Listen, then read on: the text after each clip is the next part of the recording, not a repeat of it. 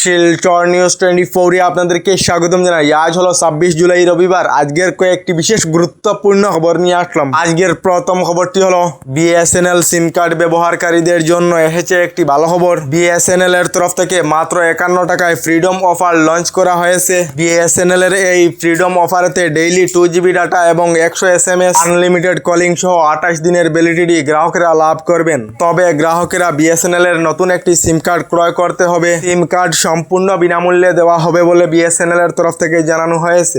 এদিকে শিক্ষামন্ত্রী ধর্মেন্দ্র প্রধানের পদত্যাগের পর গ্রাহক পরিক্রমা খাদ্য বিতরণ বিভাগের মন্ত্রী প্রহ্লাদ যোশীকে দেশের নতুন শিক্ষামন্ত্রীর দায়িত্ব দেওয়া হয়েছে বলে কেন্দ্রীয় সরকার থেকে জানানো হয়েছে।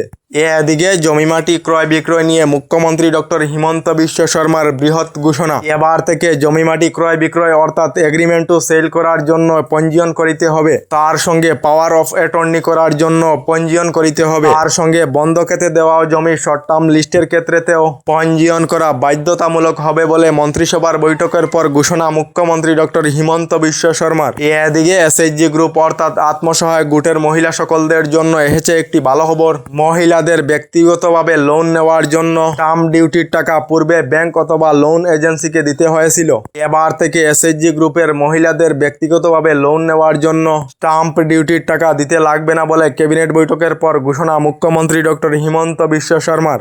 এদিকে সিজেপি অর্থাৎ ককরোচ জনতা পার্টির কেন্দ্রীয় সরকারের সঙ্গে বৈঠকের পর ও শিক্ষামন্ত্রী ধর্মেন্দ্র প্রধানের পদত্যাগের পর দিল্লির যন্তর মন্তর থেকে একজন করে প্রতিবাদকারীরা প্রতিবাদ বন্ধ করে দিয়েছেন এবং দিল্লিতে বন্ধ হয়ে থাকা 18টি মেট্রো স্টেশন খুলে দেওয়া হয়েছে বলে খবর এসেছে।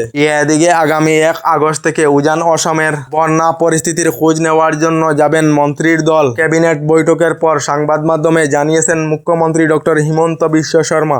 এদিকে দেশের জনতা এবার জাগছে, যার জন্য ইথানল বাবা এবং ইথানলওয়ালা মন্ত্রী সময় থাকতে বুঝে নিন বলে কেন্দ্রীয় সরকারকে আহ্বান জানিয়েছেন দেশের জনপ্রিয় ইউটিউবার ধ্রুব রাতি বলে খবর এসেছে। এদিকে দেশের শিক্ষামন্ত্রী ধর্মেন্দ্র প্রধানের পদত্যাগের পর এবার দেশের গৃহমন্ত্রী অমিত শাহকে পদ থেকে সরাতে হবে বলে মন্তব্য করেছেন রাহুল গান্ধী।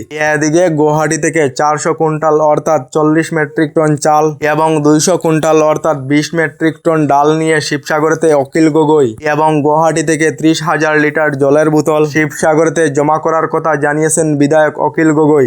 এদিকে উজান অসমের বন্যাক্রান্তদের জন্য 10,000 শৌচালয় নির্মাণ করবে আজমল ফাউন্ডেশন। শৌচালয় নির্মাণ করার প্রমাণ দাখিল করার সঙ্গে প্রদান করা হবে টাকা বলে আজমল ফাউন্ডেশনের তরফ থেকে জানানো হয়েছে। এদিকে উজান অসমের বন্যাক্রান্তদের জন্য 50 লাখ টাকা আর্থিক সাহায্যের ঘোষণা বিটিসি সরকারের। মুখ্যমন্ত্রীর সাহায্য পুঁজিতে দেওয়া হবে এই টাকা। মুসলপুরেতে অনুষ্ঠিত বিপিএফ এর নীতি নির্ধারণ সমিতির বৈঠকেতে এই সিদ্ধান্ত গ্রহণ করা হয়েছে বলে খবর এসেছে।